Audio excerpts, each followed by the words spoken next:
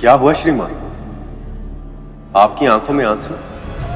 आज आरती के समय बहुत ही अलग अनुभव हुआ भैया जी। बहुत ही अच्छी खुशबू थी, जैसा आप बताए थे ना कैलाश पर्वत पर, बिल्कुल वैसी ही। न केवल सुगंध, बल्कि हमें तो नूपुर का स्वर भी सुनाई दिया।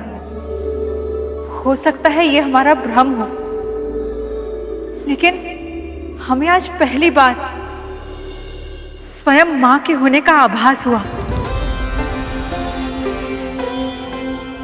आप लोगों के कारण ही संभव हो पाया है भैया जी। हमें कुछ भी करने का सामर्थ्य नहीं है बहन जी। जो होता है या जो हो रहा है वह सब श्री माता की इच्छा से ही होता है, और जो भविष्य में भी होगा वह सब भी उनकी इच्छा से ही होगा।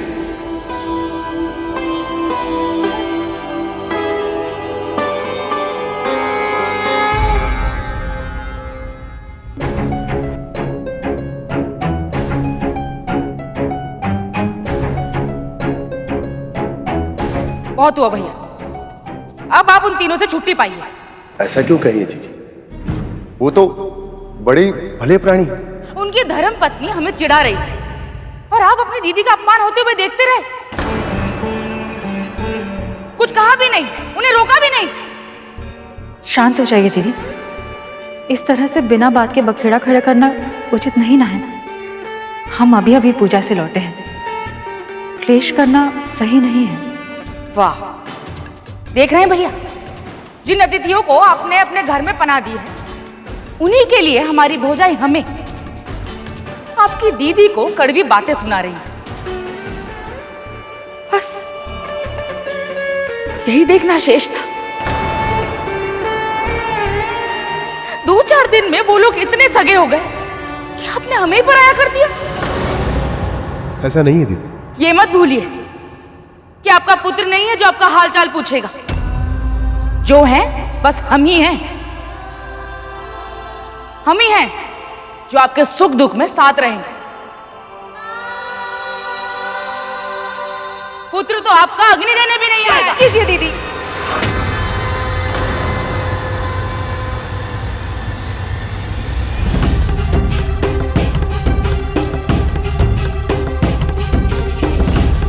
आप जाइए यहां से। पर हमने कहा ना, आप जाइए यहां से।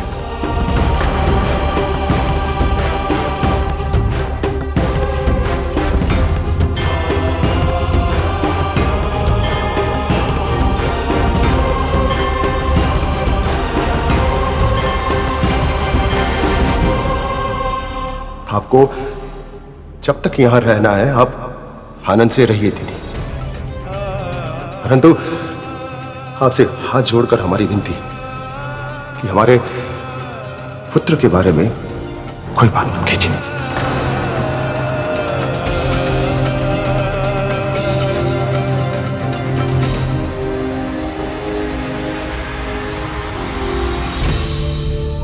आप दोनों के बाद ये सारी संपत्ति हमारी होने वाली है। ऐसा पक्का प्रबंध करेंगे ना कि इसे हमसे कोई भी छीन नहीं पाएगा, कोई भी नहीं।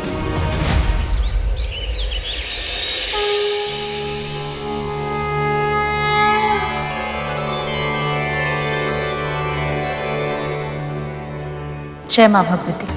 आज तो आप दोनों समय से तनिक पहले ही आ गए। आप कथा ही इतनी अच्छी सुनाते हैं, आज प्रतीक्षा में कब शीघ्र उठ गए पता ही नहीं चला। आपसे कथा सुनते सुनते कुछ समय के लिए हम अपने सारे कष्ट, सारे दुख भूल जाते हैं। बहुत शांति मिलती है मन को। बहन, सब ठीक तो है? हाँ हाँ, सब ठीक ही है। आइए ना, कथा प्रारंभ करते। बुआ जी नहीं आई आज? वो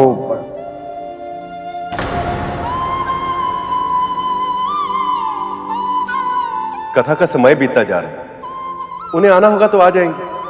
हम आराम करते हैं, है ना? जी।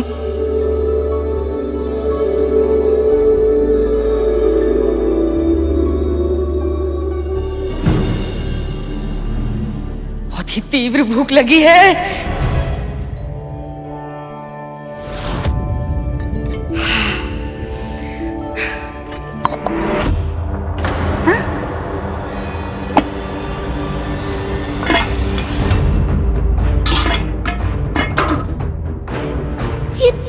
ये सारे पात्र तो रिक्त पड़े हुए हैं। हमें लगा था कि ये दोनों कुन अतिथियों के यहाँ सिर्फ कथा सुनने जाते हैं, पर अब लग रहा है कि इन्होंने व्रत भी करना आरंभ कर दिया है। तभी तो न चूल्हे में अग्नि है, न पात्रों में भोजन। पर अब हम क्या करें? हम तो यहाँ आए इसलिए थे कि अपने घर का कार्य ना करना पड़े। अब लगता है कि भोजन भी स्वयं ही बनाना पड़ेगा। तब तक जल्द से ही काम चला लेते हैं।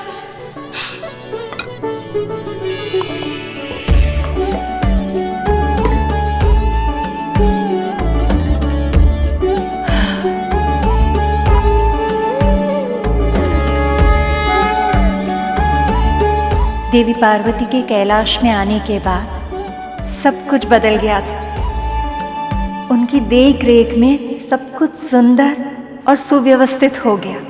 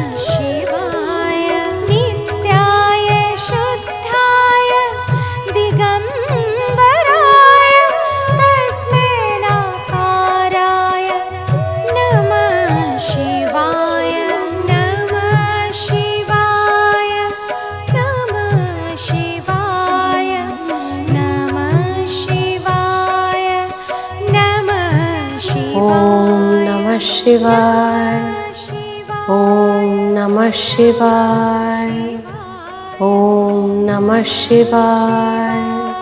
देवी पार्वती के इस रूप में उनकी कृपा दृष्टि से दसों दिशाओं में सृजन की प्रक्रिया सक्रिय होने लगी। वृक्ष, वनस्पतियां, पेड़, पौधे सब कुछ फल फूल रहे थे, जिसका जन्म इस सृष्टि के लिए अभूतपूर्व है। शिव और शक्ति का पुत्र देवराज इंद्र की अपेक्षाएं इन सब संकेतों को देखकर अपने चरम तक पहुंच गई थी। पर सत्य तो ये है कि ये सृष्टि की सारी रचना माता ने बहुत पहले से ही शुरू की थी। यही है इनका चौथा रूप, माँ कुष्मांडा, माँ कुष्मांडा, माँ कुष्मांडा। कहा जाता है कि जब चारों ओर अंधकार था, न सृष्टि का अस्तित्व था, न प्रकाश की कल्पना, तब इन्हीं माता ने अपने मुस्कान से सारी ब्रह्मांड की रचना की। इसीलिए इन्हें सृष्टि की आदि स्वरूपा या आदि शक्ति के नाम से भी जाना जाता है।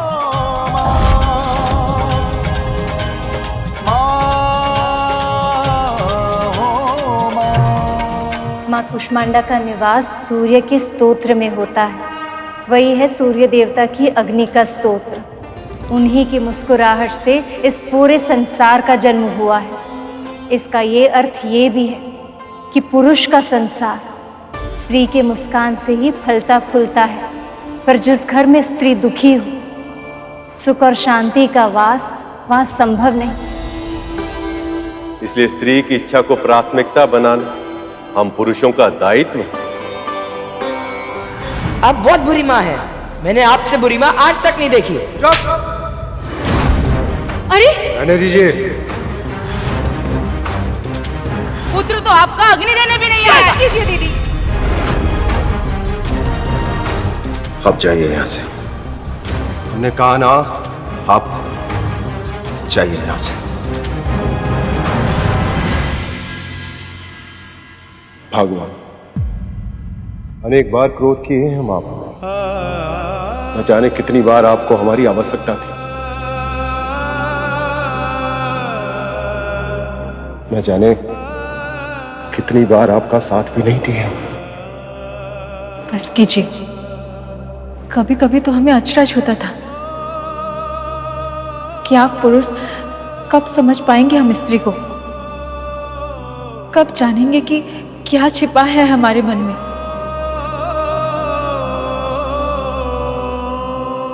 भले ही देर लग गई, पर आज आपको इस बात का आभास हो गया है। हमारे लिए इतना ही पर्याप्त है।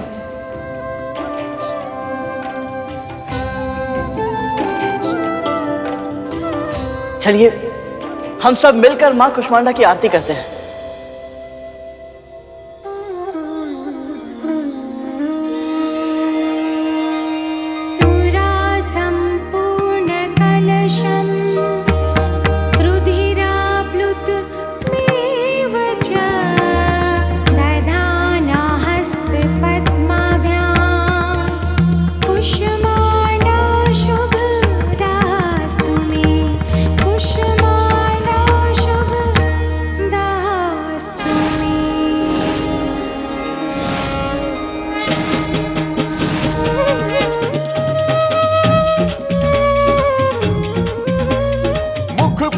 अद्भुत तेज प्रभा है, हे माता कुष्मांडा। इस ब्रह्मांड की रचना तुझसे सूर्य की उष्मा है माँ, तुझसे सूर्य की उष्मा है माँ, तुझसे सूर्य की उष्मा।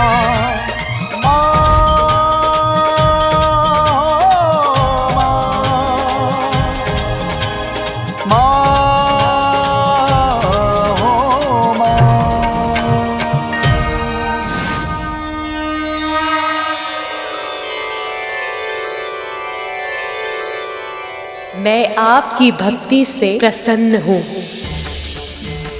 आप सदैव रोग और शोक से मुक्त रहेंगे, यही मेरा वरदान है।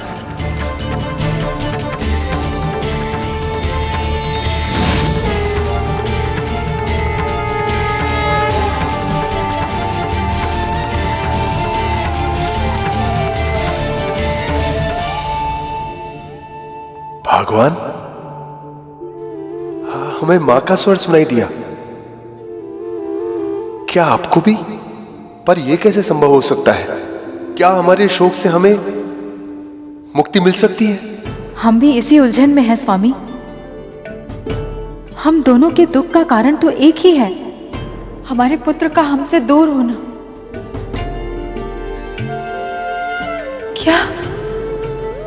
क्या सच में हमारा दुख दूर हो सकता है स्वामी?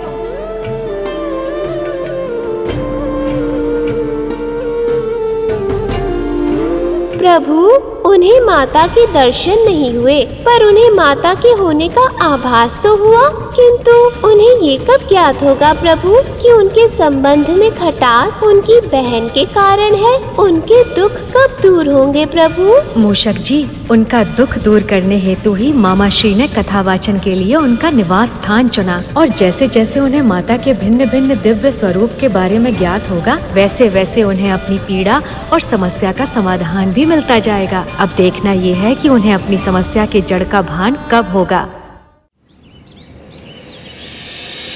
नवरात्रि के 5वें दिन हम देवी के स्कंद माता की रूप की कथा सुनेंगे। स्कंद का अर्थ होता है कुमार कार्तिकीय। प्रभु गणेश के भाई कार्तिक जी। हाँ सुपर, हम इस कथा में देवी पार्वती के उस स्वरूप को देखेंगे जब उन्होंने पूर्णता का आभास किया, जब वो माँ बनी। कीजिए कीजिए कीजिए कीजिए, जितने व्रत और पूजा कर सकते हैं कीजिए।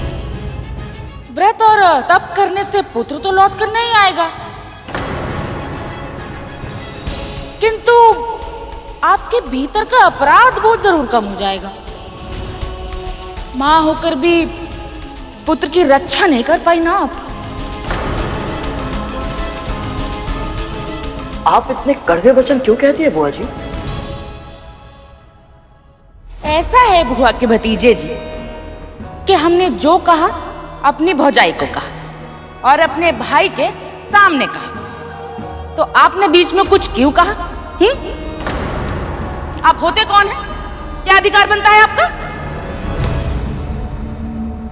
आपके व्यक्तिगत विषय में हस्तक्षेप करने का अधिकार हम में से किसी को नहीं, पर मनुष्यता तो यही कहती है कि दुख में साथ दिया जाए, ताने नहीं। सेवक तो सेवक, अब स्वामी जी भी ज्ञान देने लगे। आपकी ये मीठी मीठी बातों में ना मेरे भाई भौजाई जरूर फंस सकते हैं, किंतु मैं चतुर हूं, मैं आपकी बातों में नहीं आने वाली। सुपर्ण, ये व्रत का समय है, किसी के भड़काने पर क्रोधित होकर अपने व्रत को नहीं छोड़ना चाहिए।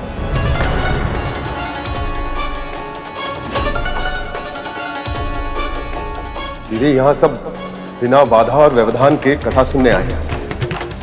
यदि आपको कथा सुननी है तो यहाँ ठहरिए, अन्यथा आप जाकर विश्राम करें।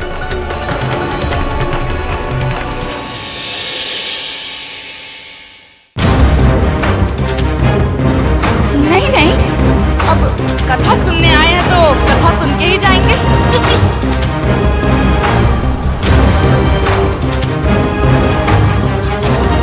कथारंभ करते मां भगवती की कृपा से।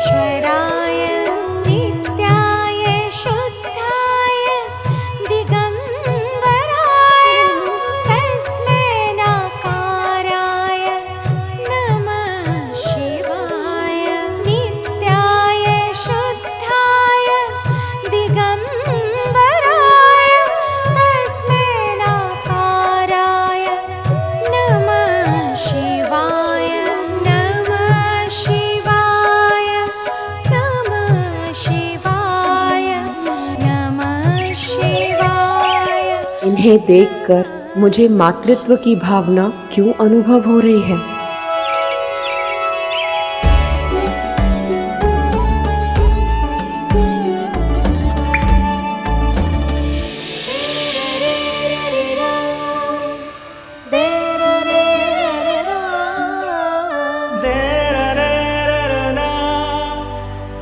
मुझे लगा था कि आपको पाने के बाद मेरे मन में कुछ और पाने की कामना जन्म नहीं लेगी, पर आज मुझे आभास हो रहा है कि मेरे हृदय की गहराई में एक और इच्छा छिपकर बैठी है। उसे भी पूरी कर दीजिए महादेव। मुझे पुत्रवती होने का वरदान दीजिए।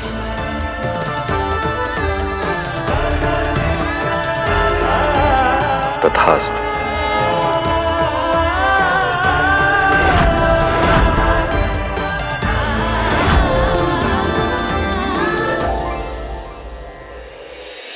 प्रभु, इसका अर्थ ये हुआ कि आपके ज्येष्ठ भ्राता कार्तिकेय की लीला भी इस कथा के साथ सुनने को मिलेगी। हाँ मूषक जी, मैं भी आपकी भांति अत्यधिक उत्सुक हूँ भ्राता कार्तिकेय की लीला को सुनने हेतु, किंतु उनके जन्म से सभी इतने प्रसन्न नहीं थे। एक ओर सभी देवताओं में असुरक्षा का भाव उत्पन्न हो गया था, तो दूसरी ओर उनके जन्म से माँ भी पिताश्री से रुष्ट हो गई थी। ऐसा क्या हुआ था प्रभु? ये कथा जितनी सुखद है उतनी ही पीड़ादायक भी, विशेषकर माँ के लिए।